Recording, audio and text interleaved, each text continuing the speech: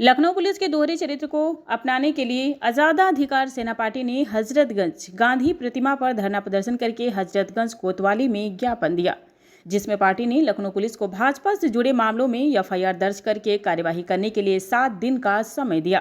आपको बता दें, यदि पुलिस दिए गए समय में एफआईआर दर्ज नहीं करती है तो हजरतगंज कोतवाली में पार्टी का अनिश्चितकालीन धरना प्रदर्शन होगा।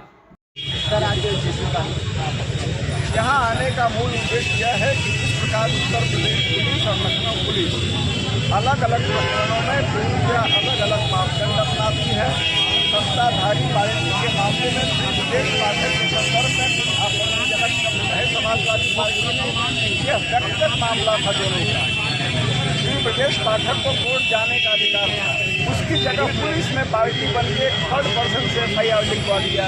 यहाँ मैं उन मामलों में हाई कोर्ट और सुप्रीम कोर्ट को गाली दी गई, खुलेआम जजों को गाली दी गई, आपने एफआईआर नहीं लिखा। आपने कहा मुझसे क्या मतलब है।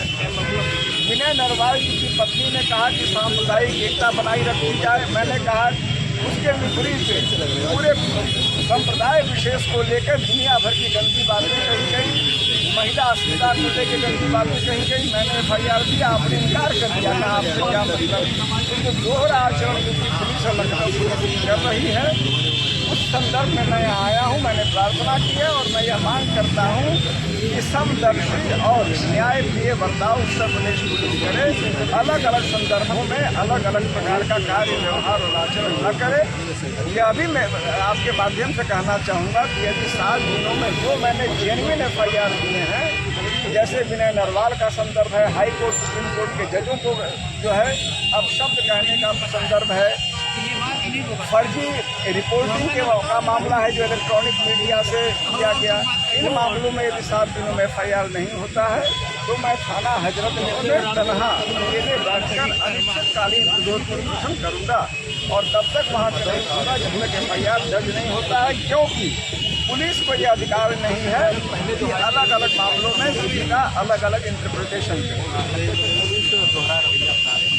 पूरी तरह से दोहरा रवैया अपना रही है, पूरी तरह से पक्षपातपूर्ण सत्ताधारी पार्टी के दबाव में। मैंने आपको दृष्टांत दिए हैं, मैं उदाहरण दे रहा हूँ कि इन मामलों में उसका व्यवहार पूरी तरह से दो तरफा होता है और सत्ता के दबाव में कानून को छिन्न भिन्न कर देना।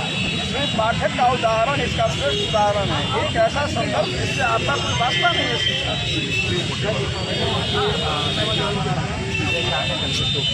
हाँ, अभी तक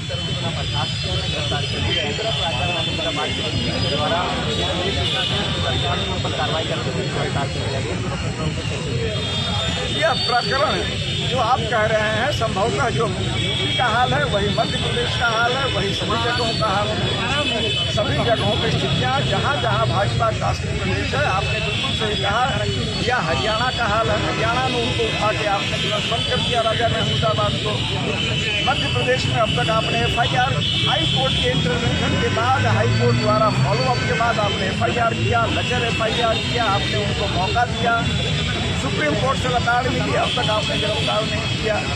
मैंने राजा महमूदाबाद का नोट पढ़ा, वो एक एकेडमिक नोट दिखा प्रथम दृष्टया, उसमें कुछ भी ऐसा नहीं था जिसको देशद्रोह कहा जाए, अराजक कहा जाए। आपने उस व्यक्ति को आनंद पानंद में गिरफ्तार कर दिया। सीधी सी बात है कि यह पूरा जहाँ जहाँ भारतीय जनता पार्टी शासित राज्य हैं, वहाँ वहाँ विधि का, जैसा उत्तर प्रदेश में या लखनऊ में हम देख रहे हैं, पूरी तरह दोहरा कार्य आचरण और व्यवहार हो रहा है।